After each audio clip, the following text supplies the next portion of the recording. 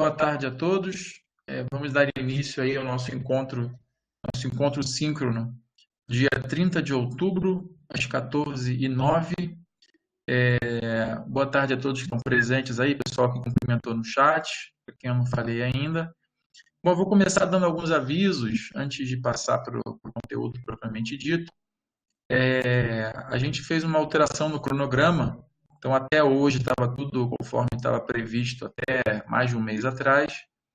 E na semana que vem, como eu falei para vocês, e até um dos colegas aí muito bem percebeu que eu não tinha previsto a aula 9 no cronograma, já tinha colocado até ela no YouTube. E adicionalmente, né, eu vou ter na semana que vem um compromisso e eu não poderia estar presente com vocês na sexta-feira. Então, fizemos um levantamento de disponibilidade, né, fiz um formulário no Google, mandei para vocês, recebi, se não me engano, 40 respostas, e essas respostas, então, a maioria solicitou, né, que as aulas fossem na terça e quarta da semana que vem, às 14 horas, ou seja, o mesmo horário, somente a gente vai ter aí essa diferença, né, ao invés de ser segunda e sexta, como normalmente seria, pelo fato de segunda ser feriado, a gente vai alterar para terça e quarta, e aí a gente finaliza o curso. Lembrando que na terça-feira a gente vai falar da aula 9, que é muito interessante, né? Porque essa aula que a gente vai fazer hoje é sobre sistemas fotovoltaicos, né? Então, a gente vai discutir um pouco sobre os slides lá, as videoaulas da aula 8, sistemas fotovoltaicos.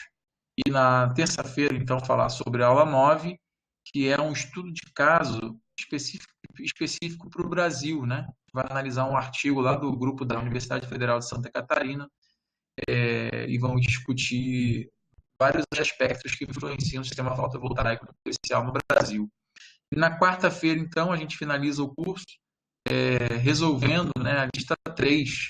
Então, aconselho aí para quem não tenha começado a fazer, que pegue para fazer, pelo menos dar uma olhada na lista 3.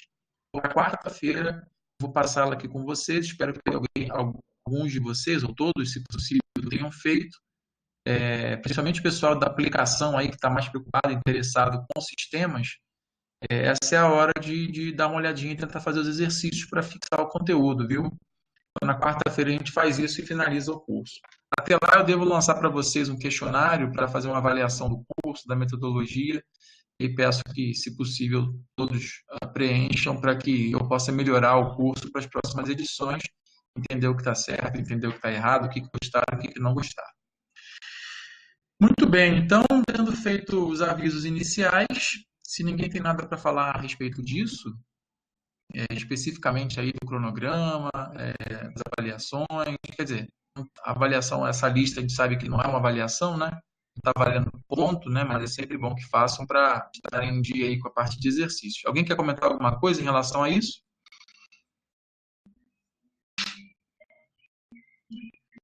Bom, então, se ninguém tem nada para falar, eu vou baixar a lista de usuários agora, para a gente, enfim, registrar a presença depois. Aqui na tela já está lançado o primeiro bloco de perguntas e, como de costume, então, eu vou dar um tempinho para vocês. Vocês vão ter que fazer uma análise aí, né? Vão ter que fazer umas continhas. Não são contas difíceis para responder essa segunda questão aqui, esse segundo item, né? Que tem vários itens, subitens. Então, vou separar vocês em grupos, vou dar 12 minutinhos e imagino que dê tempo de vocês conversarem, fazerem as continhas e a gente volta depois para discutir. Daqui a pouco a gente se vê. Tomando a gravação, vamos à discussão do bloco 1. Bloco de perguntas aqui. Se vocês quiserem ir respondendo aí, para a gente conferir, mas eu vou dar as respostas aqui, também vocês podem conferir com a minha resposta. E é mais fácil, ao invés de escrever as respostas, escrever dúvidas, né? Fica mais organizado. Vamos lá. Primeiro, um colega já perguntou o que é STC e o que é MP. Eu acho que é importante a gente esclarecer isso antes de começar a discussão. Para quem não lembra aí, STC vem da sigla em inglês Standard Test Conditions, ou seja, condições padrão de teste, né? Então, existe uma convenção, né, de que os módulos fotovoltaicos, os sistemas fotovoltaicos devem ser testados e caracterizados, né, a certas condições, que são 25 graus Celsius, né, os módulos ou as células, uma irradiância de 1000 watts por metro quadrado, espectro AM 1.5. Então, geralmente, quando você vê o datasheet dos módulos, você vê nessas condições. E MP vem de máxima potência, né? A gente sabe que um módulo fotovoltaico, um sistema fotovoltaico, pode entregar várias potências, desde zero até um valor máximo. Então, é isso, tá? E, Carlos, se ficou esclarecido, não ficou esclarecido, você volta a perguntar. Um sistema que tem 20 módulos, tá? E cada módulo tem 40 volts e 10 amperes. Bom, então a gente sabe que potência, a primeira pergunta, qual é a potência máxima? A gente sabe que potência é uma quantidade aditiva, né? Então cada módulo vai acrescentar com a potência dele, né? Então se eu tenho um módulo funcionando a 40 volts e 10 amperes no ponto de operação, ele está entregando uma potência de 400 watts, né? Então cada módulo tem 400 watts. Se eu tenho 20 módulos, eu multiplico, né? 20 por 400, eu vou ficar com 8.000 watts ou 8 kilowatts, tá? Então, esse é um sisteminha de 8 kilowatts. Costuma falar que é 8 kilowatts pico, tá? Vocês provavelmente já viram essa sigla, né? KWP. Esse P vem do fato da gente estar falando que esse sistema ele só vai entregar 8 kilowatts caso ele esteja funcionando no ponto de máxima potência, tá? Ou seja, sol pleno, né? Aquelas condições todas. Mas é muito mais comum um sistema entregar bem menos. Bom, bem menos é relativo, mas enfim, entregar menos do que esse valor aqui final, tá? Meu áudio está ficando ruim aí. Bom, eu estou na conexão aqui, não, conexão em princípio boa. Então, já que tudo certo aqui. Bom, então pode ser a conexão de alguns colegas. Melhorou um pouco agora. A minha conexão pode estar um pouco instável. Geralmente ele avisa aqui quando está instável, não avisou nada. Qualquer coisa, se ficar muito ruim, me avisam que eu vou trocar para o meu 4G. 8 kW pico é a potência desse sistema. Então, vamos lá. É claro que 20 módulos podem ser arranjados de várias formas diferentes, né? E aí eu peguei 4 possibilidades de arranjar 20 módulos enfim, de formas diferentes. Vamos pegar como exemplo aqui, para fazer um pouco mais detalhado o primeiro. Então, eu tenho 4 séries de 5 módulos, né? Então, eu pego 2, 3, 4, 5. Então, aqui tem uma série. Eles estão conectados entre si. Acho que deu uma minha conexão, né? Porque aí ele avisou aqui que... Enfim, eu não vou desenhar tudo, mas aqui então teriam também os mesmos 5 módulos conectados. Aqui teria outra série com mais 5 módulos. E, por fim, a última série com mais 5 módulos. Vou lembrar que numa série, né, quando os módulos estão conectados em série, a corrente elétrica é a mesma. Vou dar um zoom aqui. Então, eu espero, né, que a corrente elétrica, funcionando tudo bem aqui, né, a corrente elétrica seja a mesma, e a mesma que um módulo desses. Um módulo gera 10 amperes, então a corrente dessa série é 10 amperes, e a tensão se soma, né, quando está em série. Então, se eu tenho 5 módulos com 40 volts, eles entregam 200 volts. Então, isso é a tensão e a corrente de uma linha ou de uma série fotovoltaica. A série de baixo também vai entregar 10 amperes com 200 volts, essa e assim sucessivamente. Com essa conexão aqui, né, como ela está em paralelo, o que vai acontecer? As correntes vão todas se somar, né? E aí, no final, eu vou ter uma corrente total que vai ser a soma das correntes. 40 amperes, como bem o Antônio ali colocou. A tensão de uma conexão em paralelo ela é igual à de um, é claro, né, levando em conta que todos estão entregando a mesma tensão. Caso contrário, é um pouco mais complicado, né, porque uma linha pode até servir como consumidor da outra, tá? Mas, enfim, a resposta final do primeiro item é que esse sistema, né, esse arranjo completo, vai entregar para o inversor 40 amperes, uma corrente bem alta, mas isso é assim mesmo, tá? E 200 volts. Bom, Então, essa é a resposta do primeiro item aqui. O segundo item, então, no mesmo raciocínio, né, se são 5 séries, as 5 correntes das séries se somam, são 50 amperes. Se são 4 módulos em série, são 4 vezes 40, 160 volts. Então, o inversor recebe 50 amperes e 160 volts.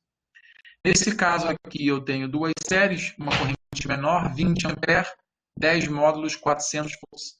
Aqui é 100 amperes e 80 volts, tá? Alguns colegas falaram que a corrente ficou muito alta e tal, e isso é verdade, né? Trabalhar com sistemas fotovoltaicos com muitas séries é um problema, tá? Não é um problema, né? Quer dizer, você vai manipular correntes altas e tem que ter toda a segurança por conta disso, tá? Então, geralmente é preferível colocar menos séries, né? Geralmente o que a gente vai ver são menos séries do sistema fotovoltaico, mais módulos colocados em série, tá? Então, menos séries em paralelo, com mais módulos em série. Beleza, vamos lá. O pessoal está escrevendo alguma coisa antes de a gente passar para o próximo bloco. Vamos considerar as questões dos colegas.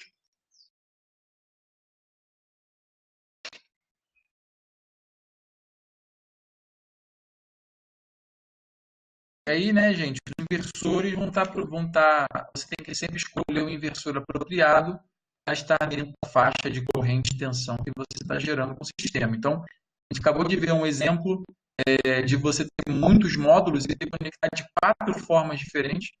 São 5 formas diferentes, né? Poderia ter uma série com 20 módulos também. Então, que escolha se deve fazer depende da sua necessidade de corrente e tensão no final, ou seja, o que o inversor pede. Se seu sistema é trifásico, é 127 ou 220, qual potência final, tudo isso você vai te levar à escolha de um inversor, e depois a escolha do inversor vai te levar à escolha de como organizar o seu sistema. Marcelo falou também porque em série uma célula pode matar toda a série. Isso é verdade. Também tem isso, né? Colocar muitos módulos em série pode ser um problema, porque se você tem problema com um módulo, ele prejudica uma série muito grande, né? Então, na verdade, você tem que levar em conta tudo isso na hora de fazer um sistema, né? Claro que a gente geralmente pensa que o sistema não vai ter problema. E se o sistema tem problema, você tem que estar sempre atento, né? Fazendo manutenção ali, trocando um módulo que esteja quebrado. Não é comum, tá? Isso acontecer. Não é nada comum o sistema fotovoltaico dar problema. Assim. É claro que pode acontecer, por isso que é sempre bom. Existem softwares, né, de acompanhamento, de monitoramento do sistema, e se eventualmente você detecta uma falha, um valor divergente do que deveria estar sendo gerado, você vai diagnosticar aí através dessas medidas que a gente já falou, inclusive. Falei lá nas videoaulas, a gente vai falar um pouco sobre elas hoje. Yannick falou o seguinte: acho importante observar que a potência seria a mesma em qualquer configuração. Então, realmente, os fatores são os valores de tensão e corrente. Isso aí. Com certeza, Yannick, é isso, né? Quer dizer, geralmente você faz a conta da potência, né? Você pega as contas de energia elétrica, faz um levantamento de demanda e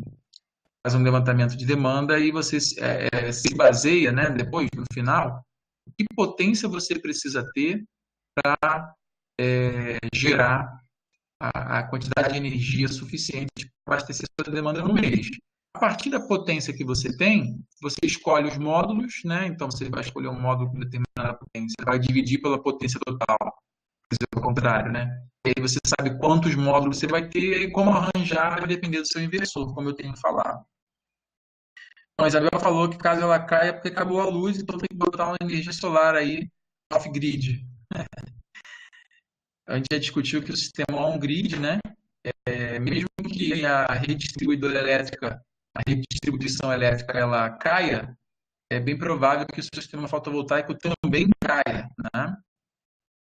Professor, você vai comentar sobre microinversor? Em princípio, não. Em princípio, aqui eu estou falando do termo inversor de uma maneira genérica, né? Essa é uma tecnologia que existe hoje em dia, né? Um microinversor, você coloca um inversor por módulo e, enfim, é mais complexo porque você tem mais componentes no sistema, mas ao mesmo tempo você não fica tão dependente assim de um inversor centralizado, né? Você distribui. Vamos avançar aqui e no momento que a gente chegar na discussão do inversor de novo, a gente pode falar um pouco sobre isso, Antônio. Então, bloco 2, a conexão também hoje está um pouco instável, vocês conseguem perceber aí. Se estiver muito ruim, gente, eu aviso aqui que eu passo para o 4G do meu celular, tá? Então agora eu vou dividir vocês de novo em grupos.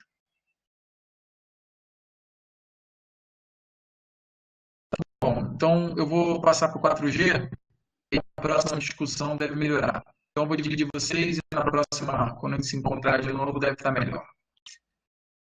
Aí 10 minutinhos para vocês discutirem essa questão. Dando continuidade aqui ao nosso encontro, discussão do bloco 2, citar os componentes principais do sistema fotovoltaico conectado à rede em ordem de conexão, começando pelo gerador. Quais são as funções do inversor em um sistema? Bom, o sistema ficou a sigla aqui, né? Conectado à rede, espero que tenha entendido. Beleza, obrigado, João. Tá no 4G agora. Espero que fique mais fluido. Bom, então eu vou responder essa pergunta abrindo lá os slides, né? E vocês já assistiram na internet, mas a gente vai discutir aqui os componentes do fotovoltaico conectado à rede. Vamos ver aqui se eu pego especificamente. Então tá aqui, né? Então esse é um diagrama que eu fiz aqui com o sistema conectado à rede. A gente tem do lado esquerdo aqui o que a gente chama de gerador, né? O gerador que é composto basicamente pelos módulos fotovoltaicos, podem ser arranjados de diversas formas, como a gente já discutiu. Do lado, depois do gerador, a gente vai ter a caixa de conexão, né? Do lado CC, corrente contínua. Lembrando que os módulos entregam energia na forma de corrente contínua, né? Aí eu coloquei aqui na caixa de conexão fusíveis, né? Então a gente tem aqui os fusíveis, 2 fusíveis por linha, tá? Se vocês repararem aqui, né? Por exemplo, essa série fotovoltaica, eu chamo de linha às vezes, mas enfim, essa série fotovoltaica, ela tem esse fusível aqui no negativo, ela também, ó, ela continua aqui, né? Ela também tem um fusível no positivo, tá? Para quem achou isso estranho, geralmente isso não é tão comum, né? Geralmente só tem um fusível. Eu expliquei com cuidado isso lá nas videoaulas. Isso tem a ver com correntes de fuga que porventura podem existir, né? Então depois a gente pode até entrar nesse assunto mais especificamente. Então, a caixa de conexão CC vai ter os fusíveis, geralmente um DPS, que é um dispositivo protetor de surto, né? E está ali para escoar a corrente caso haja um surto no sistema, né? Um relâmpago que caia perto ou algo do tipo. Então, ao invés da corrente passar pelos módulos, né? Ela escoa para a terra. Adicionalmente, aqui eu não coloquei, mas você pode ter uma chave também, uma chave de desconexão, né? De liga e desliga, que geralmente não é a mesma usada no CA, né? Uma chave de desconexão CC. Ela é específica, né? Porque como eu falei lá nos vídeos, a diferença da corrente contínua para alternada é que a contínua está sempre constante num valor, independente se é alto ou baixo. Mas a corrente alternada não. Por ela ser alternada, ela passa pelo zero algumas vezes. Então, desconectar uma corrente assim é mais fácil, tá? Bom, então, existem surtos provocados por manobras de dispositivos também. Sim. Então, gerador, caixa de conexão. Aí depois a gente tem o inversor, né? Que é o dispositivo que vai converter corrente contínua em alternada. E, por fim, a caixa de conexão em corrente alternada, onde você pode ter lá um disjuntor, né? E um DPS também, tá? Geralmente o inversor também tem uma chave liga e desliga, pode ser o suficiente, né, para você não precisar ter uma chave aqui. Bom, e a outra pergunta é qual é o papel do inversor nesse sistema? A gente já falou uma delas, né? Fazer a conversão da corrente contínua em corrente alternada. Tem diversas funções, né? Tem os inversores hoje em dia, eles vêm com o sistema de anti-ilhamento, e vêm com aquele sistema que a gente comentou, né? O fato de, quer dizer, justamente o anti-ilhamento, que é isso, né? Quando a energia cai, ele não permite que o sistema continue funcionando, né? Ele também cai, até porque o inversor ele depende de um sinal da rede, né?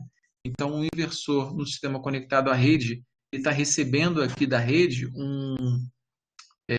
assim como, bom, lá na saída dele, né? Ele está recebendo a rede, quer dizer, ele está indo para a rede, e obviamente ao mesmo tempo ele está recebendo a rede ali, e por isso ele então recebe a referência, né? A frequência da rede, a tensão da rede, para que ele possa pegar essa corrente contínua e saber o que fazer com ela, né? Saber como transformar aquele sinal. Se é um seno, qual é a frequência do seno e qual a amplitude daquele seno, jogar para as cargas depois. Bom, então é isso. Respondendo aquela pergunta, né? O sistema conectado à rede tem esses componentes e essa é a função do inversor. Voltando lá para o bloco de questões, a gente vai agora para o bloco 3, que é a discussão sobre um sistema isolado, tá? Então vocês vão discutir lá nos grupos e quando voltarem a gente volta, a gente discute e tira as dúvidas que porventura existirem. Vejo vocês daqui a pouco. Aqui.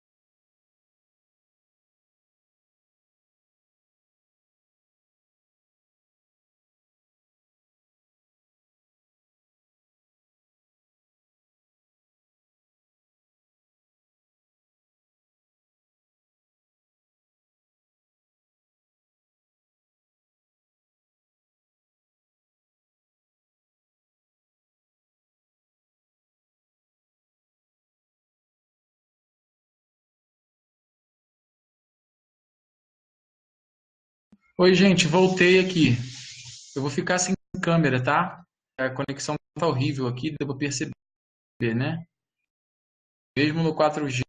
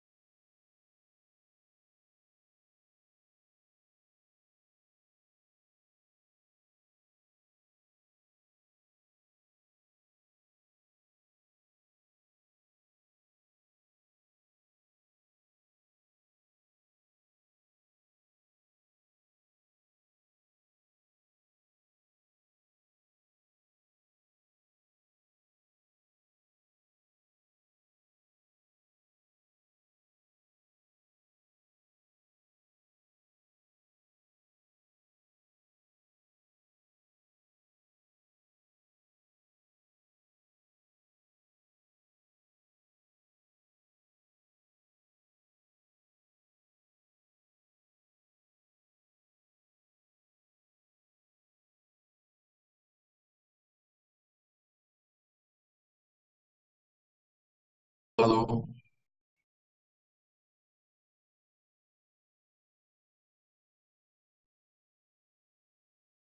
O Alexandre, eu fiz isso. Voltei pro meu Wi-Fi aqui e agora, enfim, acho que então vai, não sobrecarregar aqui a banda. Obrigado aí, pois é, o áudio está picotando, né? Tá igual antes. Espero que não esteja tão ruim, dê para assistir. Se tiver muito ruim, dá para entender, tá bom. Infelizmente, hoje os dispositivos aqui não estão bons o suficiente. Ah, tá. Bom, eu vou seguir aqui, daqui a pouquinho, quando eu dividir vocês em grupos, eu vou tentar reiniciar meu modem ou algo do tipo. Vamos lá. Sistema isolado, componente do sistema isolado. Deixa eu achar o slide aqui. Então, aqui está um sistema isolado completo. Né? Então, beleza, não, tranquilo, pessoal. Eu vou fazer a explicação dessas perguntas e depois eu vou tentar melhorar aqui minha internet, tá? Esse aqui é o gerador, né? Então, esse aqui é o gerador, com os módulos fotovoltaicos. Mais uma vez, a caixa de conexão CC, com os fusíveis e DPS. E aí, a novidade desse sistema em relação ao outro são esses dois componentes que estão aqui, né?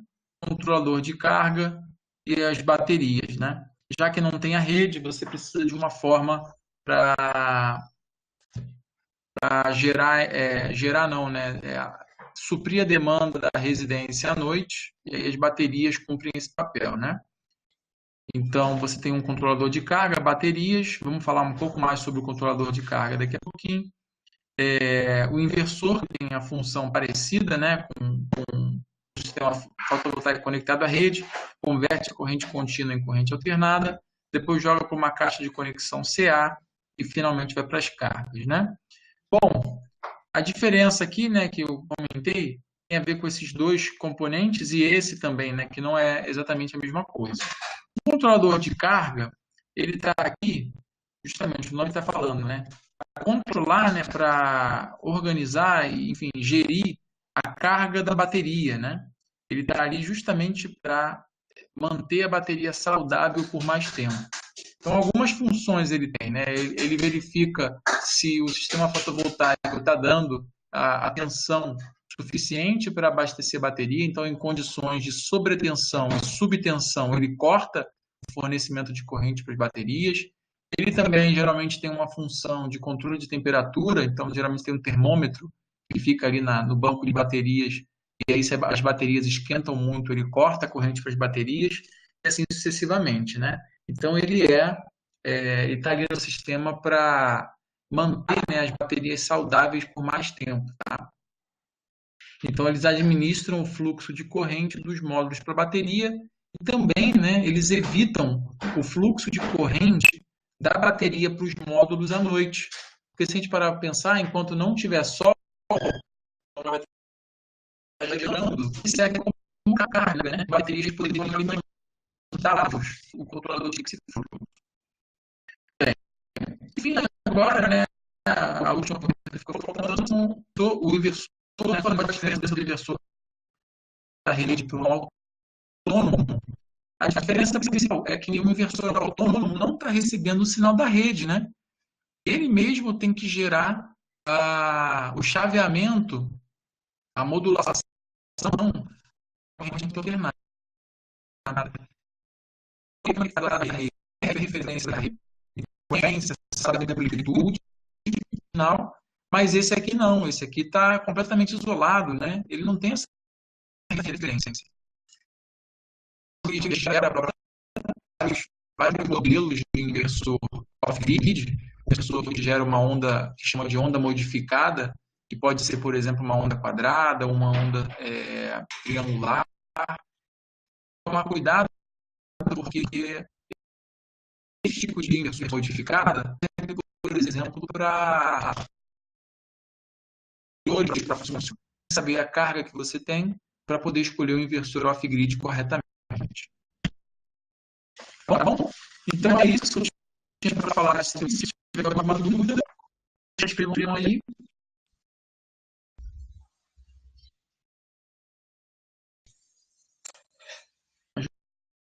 Juliana e o Igor também, não sei se são dúvidas, alguma coisa em relação a... Oi, fala, Antônio. Eu tenho realmente ainda uma dúvida com relação a por que eu não posso utilizar um inversor semelhante ao inversor do sistema on-grid, né, depois da bateria, e manter ele relacionado com a rede.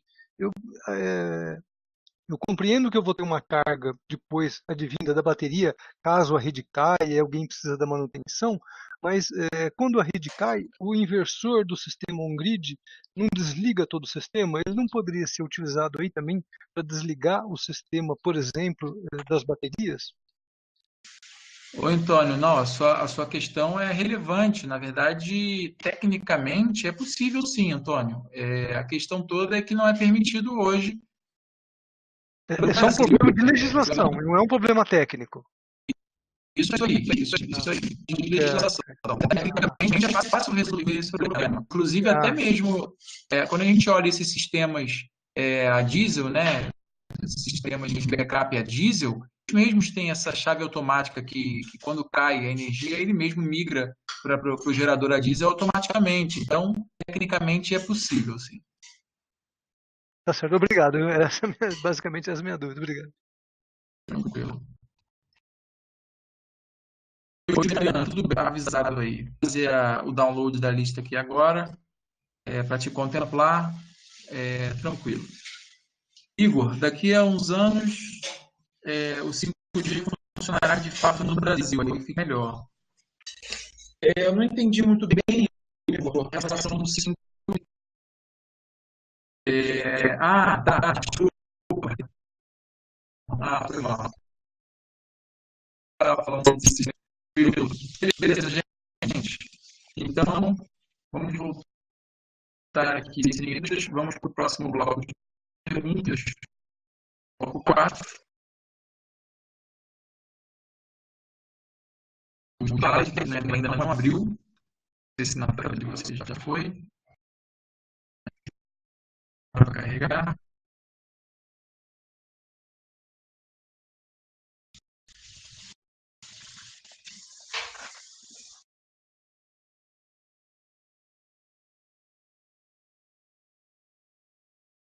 Alexandre, esses inversores off-grid são usados em vários sistemas autônomos, né? Sistema autônomo, geralmente também me referindo a residências, outro tipo de sistema que não tem uma rede para referência, né? Sim, qualquer que seja, um carro elétrico, sistema que fica ligado eventualmente, sabe, parquinhos, né? Se o motor não for corrente alternada, qualquer sistema que instalado e precisa de uma conversão CCCA de texto. Tá? Então, aí é uma estimativa que vocês fazem é um sistema de 5 kW, como esse aqui 260p. Eu quero que vocês estimem quantos módulos seriam necessários e como se pode configurar o gerador fazendo aquelas conexões em série e paralelo, tá? Então eu vou dividir vocês em grupos, esse é bem legal, acho que vai dar uma discussão boa. Eu vou deixar vocês 15 minutos, então usem o tempo sabiamente para discutir, tirar as dúvidas e fazer as estimativas necessárias. Voltando ao bloco 4, considere um sistema de 5 kW composto por módulos como 260 do datasheet abaixo. Quantos módulos são necessários? Então, 260p, ele tem uma potência de 260 watts.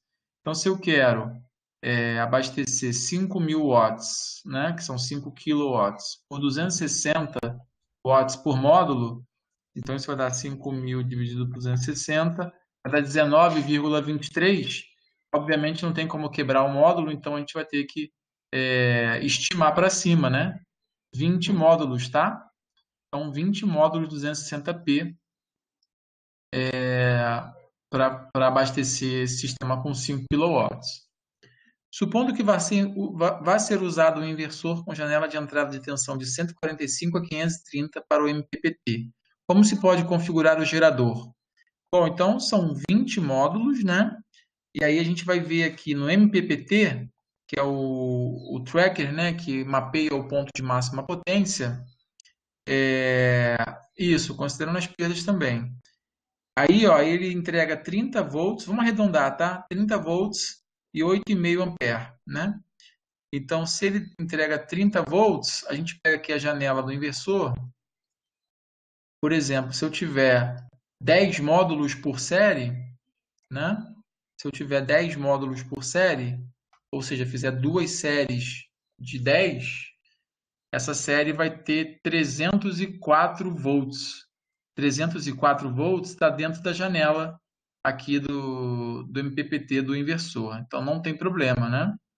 Poderiam ser duas séries de 10 módulos. Poderiam ser várias, na verdade, configurações, né? Vamos pensar em outras. 4 séries de 5 módulos. Se eu tiver 5 módulos por série, eu vou ficar com 150 volts, né? Porque 5 vezes 30 é 150. Eu estou muito próximo do limite, que é 145. Se a gente lembrar que quando a temperatura aumenta, a tensão diminui, eu com certeza vou ficar abaixo da janela do inversor.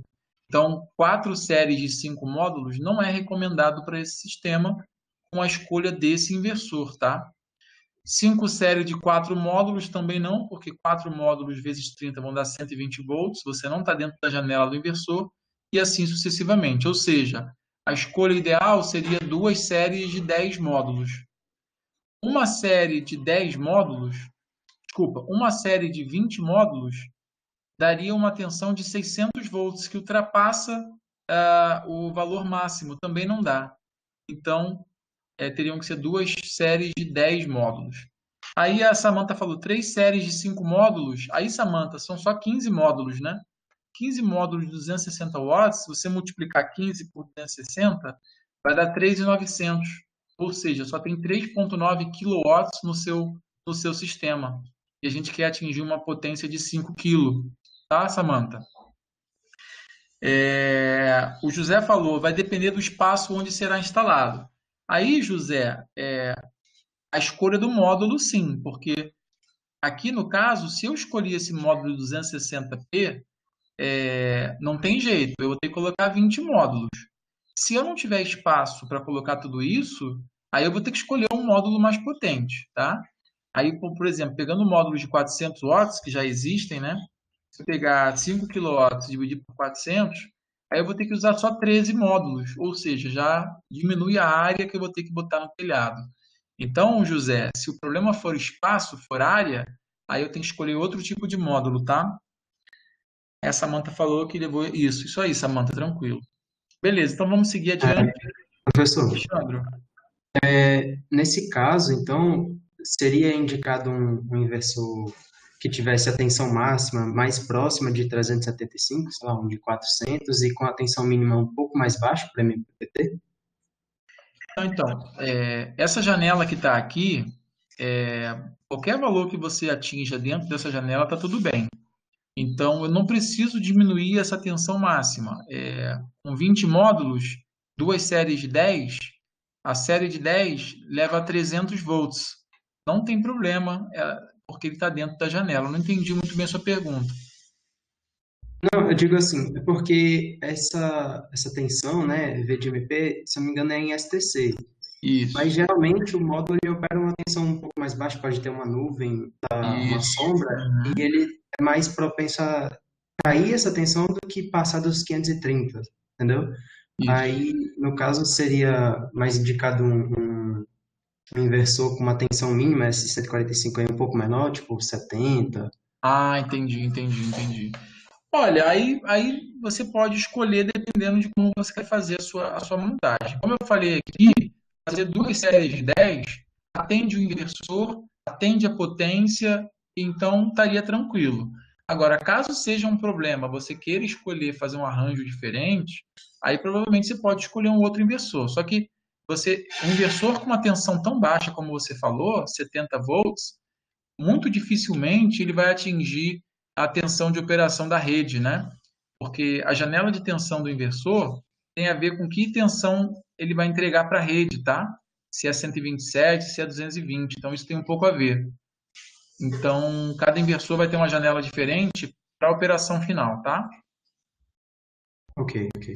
Mas você tem Obrigado. toda a razão. Aqui nesse problema, eu não quis colocar a parte da temperatura, mas lá nos vídeos eu falei bastante sobre isso. Quando você quiser estimar, para escolher o inversor, né, estimar qual é a tensão máxima e mínima que o seu sistema vai atingir, você também tem que levar em consideração as condições de temperatura, porque quanto maior a temperatura, menor a tensão, a gente lembra disso.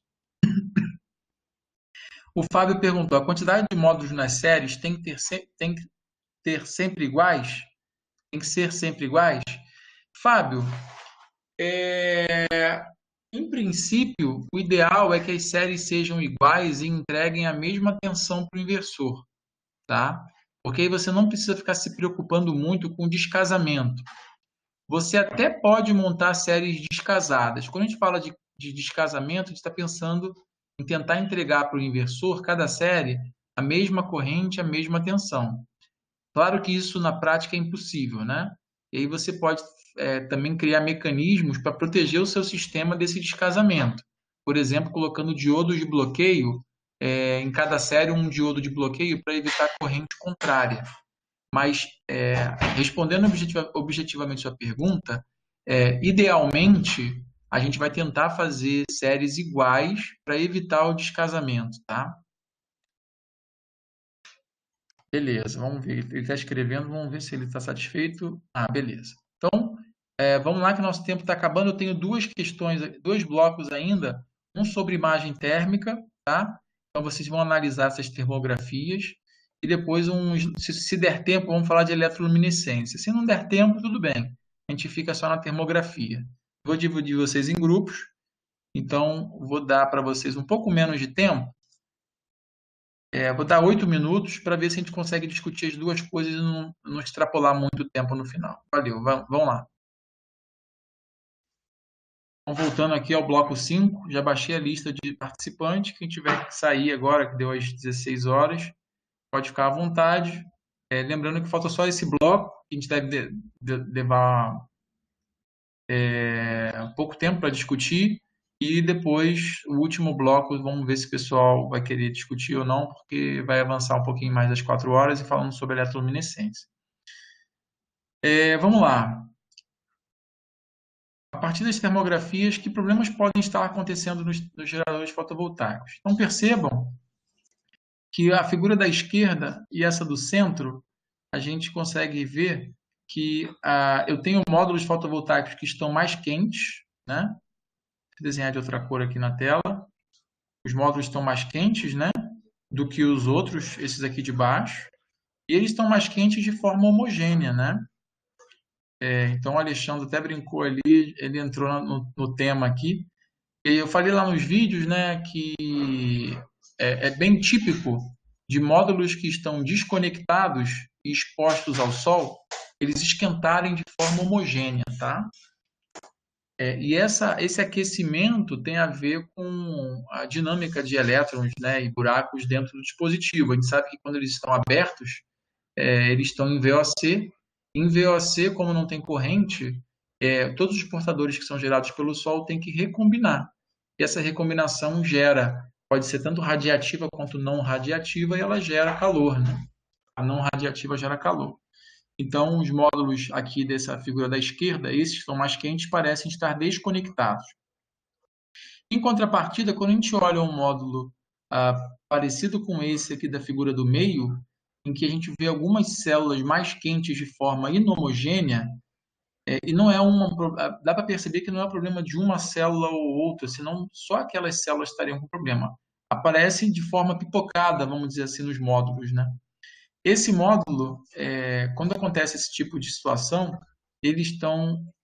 o problema que está acontecendo é que ele está em curto-circuito. As células solares, elas esquentam de forma inhomogênea no módulo em curto-circuito. Então, esse aqui está em VOC, né? esses módulos mais quentes, e apenas esse módulo aqui, a gente vê que os outros dos lados não estão, né? Eles estão uma temperatura, entre aspas, normal, completamente homogêneo, mas não tão mais quente que os dos lados. Então, esse aqui parece estar em curto-circuito. É até interessante a gente dar uma olhada aqui, né? A gente percebe que esses módulos estão a uma temperatura bem baixa, né? Aqui, deixa eu ver onde está o ponto de medida. Ó. O ponto de medida, ó, o cursor está aqui, ó, e aí está indicando que esse módulo está a 30 graus, né? Então, esse módulo, como está aqui, isso aqui está em alemão, provavelmente foi uma medida feita na Alemanha, onde é mais frio, né? Aqui no Brasil, com certeza, esses módulos estariam bem mais quentes. Esse módulo aqui dá para perceber, né, que a gente tem uma das fileiras mais fria do que as outras, né? A gente já sabe que nos módulos fotovoltaicos a gente tem lá aqueles diodos de bypass que conectam duas fileiras, né? A cada duas fileiras você tem um diodo de bypass. Então, muito provavelmente, essa fileira do meio, ela está com algum problema, né? Ou alguma célula quebrada, ou um sombreamento específico ali que não dá para a gente perceber só pela essa foto, que ela não está funcionando, né? Então, essa linha do meio não está funcionando, né? E essas duas linhas em volta parecem que está tudo bem. Então, parece que tem um diodo de bypass atuando aqui.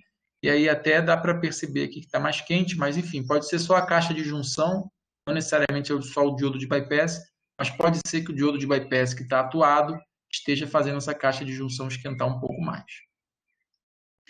Bom, então é isso, gente. A termografia ela é muito útil, né, para que a gente possa perceber problemas nos nossos sistemas fotovoltaicos, tá? Vamos ver se tem perguntas ali. A gente tem mais um slide sobre eletroluminescência, mas eu vou deixar passar esse, a gente não vai discutir esse. Se vocês tiverem interesse em ver mais sobre eletroluminescência, vejam lá nas videoaulas do YouTube, tá? E também é uma técnica muito específica, né? Então, eu vou deixar o próximo bloco 6, sem discussão, tá? E aí, na nossa terça-feira, nosso próximo encontro, às 2 horas, para quem tiver que sair aí, pode ficar tranquilo. Eu vou falar... comentar sem discussão. Pode ser, Jean, boa ideia. O Alexandre perguntou se uma câmera termográfica é muito cara. Costuma ser muito cara sim, tá? Eu vou até tentar ver aqui no Google uma FLIR, quanto custa rapidamente para... Então, você tem câmeras térmicas que podem ser câmeras pontuais, que medem a temperatura de apenas um ponto. Aí eu estou vendo aqui, loja americana, câmera da FLIR, câmera térmica pontual, R$ 2.600. E você pode ter uma câmera térmica que pega uma área maior, né? Não só apenas um ponto. Aí está aqui pelo menos R$ 5.000 na loja americana, uma câmera térmica dessas que fazem imageamento de uma área, tá? Então, assim, não é absurdamente caro para quem tem uma empresa e tem um sistema e quer monitorar, né, um sistema grande e quer monitorar a saúde desse sistema, acho que vale a pena ter uma câmera dessa, tá? Isso, que foi utilizada nas fotos, sim, Alexandre. Tá bom, Daniel, tranquilo. Pessoal que estiver aqui, um abraço aí, obrigado pela presença. Já registrei aqui, a gente se encontra na terça, mas eu vou seguir a ideia do Jean. Eu vou passar para o próximo slide, se ninguém tiver mais nenhuma dúvida sobre esse, e vou discutir rapidamente problemas que podem estar acontecendo nesses dois sistemas aqui. Bom, então aqui a gente tem duas eletroluminescências. A eletroluminescência é aquela técnica em que você alimenta os módulos como se eles fossem LED, né, na polarização direta, e eles vão luminescer. A luminescência das células solares vai ser com uma energia próxima à energia do gap do material. Se a gente está falando de silício, por exemplo, está falando de 1,12 eletronvolts, o que dá uns 1.100 nanômetros em termos de comprimento de onda. Isso está no infravermelho próximo, né? Então, a gente está falando de câmeras térmicas, não câmeras térmicas, né? Mas câmeras que consigam fazer a fotografia nessa faixa do espectro eletromagnético. Foi até bom ter lembrado disso. Nessas câmeras térmicas aqui, a faixa de comprimento de onda de temperatura que um módulo atinge, da casa sei lá, de 20 até 100 graus Celsius, a gente está falando aí de um comprimento de onda de emissão, não do gap, aqui é um fenômeno térmico, aquele fenômeno de emissão de corpo negro. A gente está falando de um comprimento de onda da casa de 10 microns, tá? 10 micrômetros. Então, as câmeras têm que ter sensores que conseguem ser sensíveis a essa faixa de comprimento de onda, 10 micrômetros. Aqui não, a faixa que ele tem que atingir é a faixa do gap. E como eu falei aqui, o infravermelho próximo. Bom, então você alimenta, eles luminescem e você tira uma foto. Esse sistema aqui, dá para perceber que ele foi alimentado, não foi só um módulo, né? Você tem uma linha fotovoltaica que provavelmente faz esse circuito aqui, ó, que eu estou mostrando para vocês. Tá? Provavelmente esse é o caminho dessa série fotovoltaica e no final ele deve entregar para o inversor dessa forma, sei lá, positivo aqui, negativo aqui, enfim. E aí dá para perceber que os módulos que estão no final da série com tensão negativa, eles apresentam uma descoloração, né? Dá para perceber que esses módulos têm uma coloração mais homogênea. Isso é emissão, tá? E esses módulos aqui, ó, eles têm uma coloração homogênea no centro, mas as bordas estão apagadas. Esse problema acontece em quase todos os módulos do final. Esse é um problema bem conhecido, chamado PID, PID, que vem de Potential Induced Degradation, ou seja, degradação induzida por potencial. Tá? Então, o que acontece é o seguinte, eu expliquei lá nos vídeos, né, mas vou falar um pouquinho rapidamente aqui. É difícil explicar sem um esquema, mas vou tentar fazer isso aqui. O que acontece é que o módulo fotovoltaico, vou desenhar aqui a vista de lado dele. Então, aqui tem as células, aqui tem a moldura, né, de alumínio, e esse módulo tem lá o positivo e negativo, as células. Né? Então, você tem uma tensão entre as células e a armadura do módulo. Né? A armadura geralmente está aterrada. Então, você tem aqui uma parte, células positiva e negativa. O que acontece é o seguinte, é claro que a ideia é que a corrente flua somente dentro das células, né? A corrente só flua dentro das células. Porém, quando você tem uma linha muito grande, o que acontece é que as células, os módulos no final, estão sujeitos a uma tensão negativa muito grande.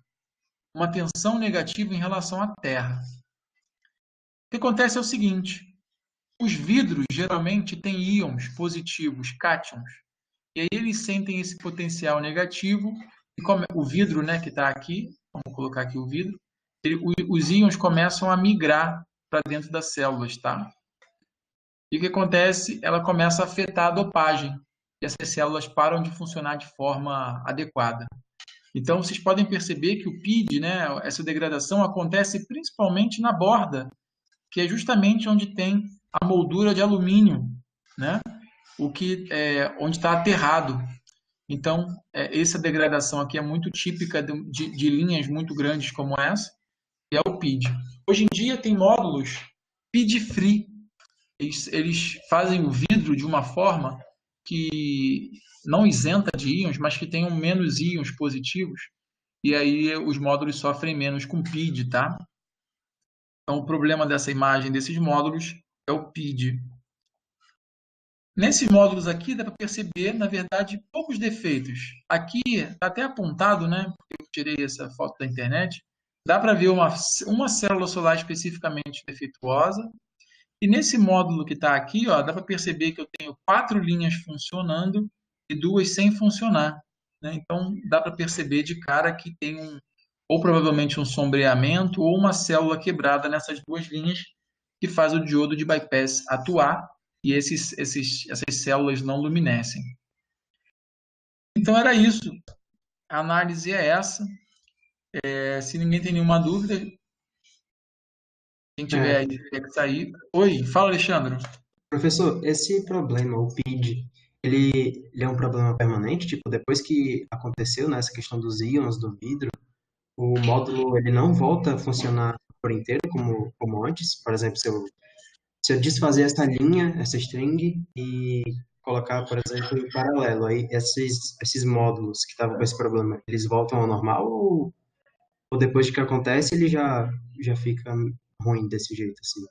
Olha, já foi observado uma melhora do PID se você pega esses módulos, por exemplo, e inverte, né? Ou bota o potencial positivo, enfim, você faz uma engenharia ali de potencial para você tirar esses íons das células. Só que isso é muito difícil, tá? Porque uma vez que o íon entrou, ele entrou como dopante na célula, né? E, enfim, ele está ali de uma forma praticamente irreversível, alterando ali as propriedades da junção PN, tá? Então, eu diria que a chance de reversibilidade é muito pequena.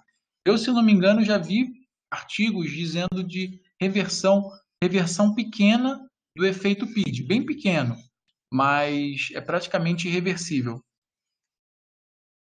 Aí, no caso, para evitar esse fenômeno, não se faz linhas muito grandes, seria isso? Isso. Para evitar esse fenômeno, você tenta não fazer linhas muito grandes, ou usar módulos PID-free, que, enfim, eles já são produzidos, né, com materiais que não provocam essa migração dos íons do vidro para dentro da célula, tá? Claro que esses módulos são um pouco mais caros e tal, mas provavelmente no futuro, né, essa tecnologia tende a ficar um pouco mais barata. Professor, são mais, na verdade, duas dúvidas. A primeira é, qual o melhor tipo de teste para fazer? A termográfica ou essa que coloca a tensão reversa, né? Não, tensão direta, aqui é tensão direta. Então, Alexandre, na verdade a pergunta, a resposta depende do problema que você quer observar, né? Quando você quer ver, por exemplo, defeitos que eu digo assim, dentro de uma célula solar específica, você quer ver defeitos que a célula tem, você faz a luminescência, né? A termografia não vai te ajudar. A termografia, ela vai te indicar a temperatura de operação do seu sistema, né? E você vai ver problemas como, por exemplo, desconexão, curto-circuito, uma célula defeituosa ou outra, um diodo de bypass sendo atuado. A eletroluminescência vai te mostrar outras coisas, né? Ela vai te mostrar um pouco mais sobre a saúde do módulo. Não sei se percebeu a diferença. Aqui a gente vê se o módulo está desconectado ou não, mas não consegue perceber defeitos numa célula dentro de um módulo, entendeu? A eletroluminescência é mais indicada para você verificar a saúde do módulo. Então aqui você vai perceber PID, que é um problema específico do módulo e não do sistema. Aqui você vai ver uma célula defeituosa e assim sucessivamente, entendeu? Entendi. Agora, uma outra coisa do PID, existem módulos vidro-vidro, né? Que não tem moldura de alumínio. Esses módulos também sofrem menos com PID. O Ruben perguntou quando que uma linha é considerada muito grande. Essa pergunta é boa, Ruben. Na verdade, tem a ver com o módulo que você está usando, né? Cada módulo ele tem lá uma especificação, por exemplo, de tensão máxima e tal, mas bom, se bem que não tem muito a ver com isso, vai ter mais a ver com a composição do vidro do módulo. Se o vidro for ruim, entre aspas, vamos dizer ruim no sentido de PID, tá? Se o vidro tiver muito cátion lá no vidro, aí uma linha grande vai ser uma linha com poucos módulos, porque, enfim, uma tensão qualquer já vai provocar a migração desses íons. Então, a resposta à sua pergunta objetivamente é que depende do módulo. Módulos com vidros mais preparados para o PID podem ser maiores do que sistemas com módulos não preparados para o PID. Aterrar o vidro com a moldura ou utilização de moldura isolante podem ser soluções. Então é isso, né, Rubem, que eu falei. Se o teu módulo é vidro-vidro, é bem mais difícil, né? Não existe nem aterramento, na verdade, para esse tipo de módulo, porque não tem, você não tem a moldura ali para atuar como espira, né? No caso de um surto. Então, é melhor sim, vidro isolante, módulo isolante, moldura isolante, isso aí. O Yannick perguntou, eu diria que a termografia é uma visão mais geral do sistema todo. Isso. E a eletroluminescência faz o diagnóstico dos problemas que detectou na termografia por, por exemplo. Entendi. Então, você faz uma termografia, se você identifica muitos problemas, vai fazer eletroluminescência para identificar problemas específicos nos módulos. Isso mesmo, Yanni. É mais ou No menos nesse caso, sentido. Oi, Alexandre. no caso, a última foto ali do slide anterior, da termografia, essa daí, essa última, a suspeita, né, pelo que eu lembro de ter visto nos slides, era que poderia ser uma conexão mal feita, ou então um diodo, né, mal conectado. Aí, então, depois dessa foto termográfica, né, a gente aplicar agora a eletroluminescência. Se essas duas linhas desse módulo ficarem pretas, né, não estiverem funcionando, então a gente já pode constatar que o problema era o diodo de bypass, né? Não, então, na verdade, aqui o que eu falei não é que o diodo esteja com problema, eu falei que o diodo está sendo atuado. Lembra que quando a gente estudou módulo fotovoltaico, a gente falou sobre sombreamento. Então, a gente aprendeu que um módulo como esse que está aqui, ele tem 3 diodos de bypass. Eu vou tentar desenhar aqui de forma bem representativa. Quando você tem um sombreamento, por exemplo, se tiver uma árvore ou alguma coisa assim que esteja sombreando somente uma dessas linhas, o que vai acontecer? A corrente elétrica ela vai passar aqui, e aí ao invés de passar nas células, que deveria ser o ideal, como está sombreado, vai passar no diodo de bypass, e aí vai passar aqui e vai passar aqui. Esse é o fluxo Ah, da corrente. Então, aqui o entendi. que eu estou imaginando nessa foto é que existe algum problema com a linha do meio, pode ser um sombreamento e pode ser também uma célula danificada, que inviabiliza a corrente a passar por aqui. Entendeu, Alexandre? E não um problema no diodo em si.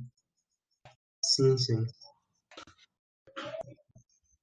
O diodo está atuando ali, no caso, é isso que eu quis dizer. É, eu acho que o que ele quis dizer é que depois de você tirar essa imagem, você poderia fazer a eletroluminescência para confirmar, né, se de fato as duas linhas estariam apagadas, né, por causa do desvio da corrente, ou se você iria detectar alguma célula especificamente quebrada. Isso Daí aí, isso aí, poderia mais ou ser uma menos questão de isso. sombreamento ou de problema na célula, né? É, mais ou menos isso. Só que, assim, se a célula, se não for. Exatamente. Se você faz a eletroluminescência, porque a eletroluminescência não vai ter problema de sombreamento, né? Enfim, você está fornecendo energia para o módulo e não usando o sol. Então, se você faz a eletroluminescência desse módulo e está tudo bem, com certeza foi sombreamento. Agora, se você faz a eletroluminescência desse módulo e continua assim, aí você pode praticamente garantir que tem um defeito em alguma célula.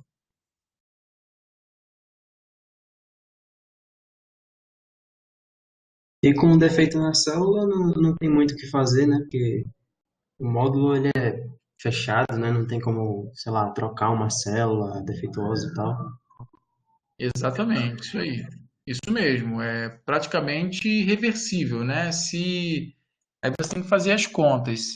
Se essa perda de geração no seu sistema compensar, se tiver dentro da garantia, por exemplo, se não foi uma chuva de granizo ou não foi algo que quebrou o módulo durante o uso, aí você perdeu a garantia, né? Agora, se não for isso, se for problema de fabricação, esses módulos têm garantias muito longas, né? Provavelmente o fabricante vai trocar para você. Caso ele não troque, ou caso já tenha passado a garantia, aí você vai fazer uma conta. Se o que você está perdendo de geração por causa dessa linha que está ruim for maior do que o preço de um módulo em determinado tempo, aí vale a pena trocar. Na eletrominescência, qual a fonte de energia? O Yannick respondeu, você aplica uma tensão diretamente. É uma fonte de tensão, José. Uma fonte de tensão comum, né? Você aplica uma tensão positiva, né? Uma tensão direta, e esse módulo vai funcionar como um LED. E aí é claro que você tem que colocar a tensão para que dê uma corrente suficiente para ele luminescer, tá?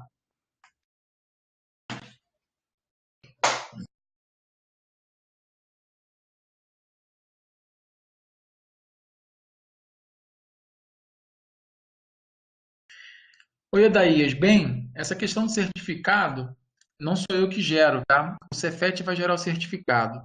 O problema é que o Cefet está bem atarefado com essa questão, bem acumulado, né? Muita coisa acontecendo remotamente e muita coisa que está gerando certificado. Então, o setor que gera os certificados está bem sobrecarregado. Vocês devem receber um e-mail, né, com os certificados daqui a algum tempo. Eu não consigo estimar para vocês quanto tempo isso vai levar. No caso de um outro projeto que eu organizei também, levou bastante tempo, tá? Alguns meses. Então, assim, eu vou fazer de tudo para.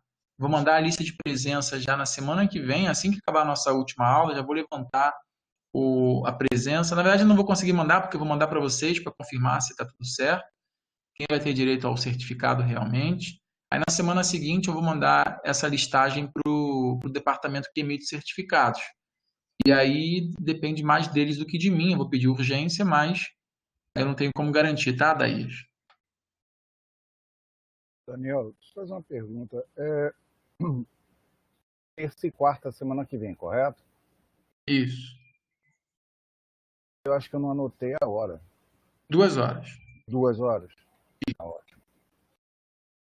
E aí, quem tiver algum compromisso e que foi marcado previamente, né, e não puder participar, depois tenta falar comigo, porque obviamente eu vou ser compreensivo. Eu mandei isso no e-mail, né, com essa questão da falta dessas 2 últimas aulas, porque foi marcado de última hora, né, e pode até ferir aí, porventura, o cronograma de vocês em algum outro aspecto.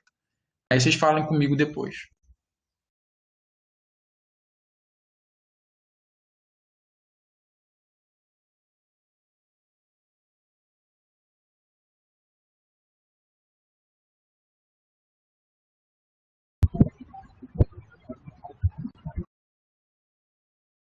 Oi, Marcelo. Fala, Marcelo.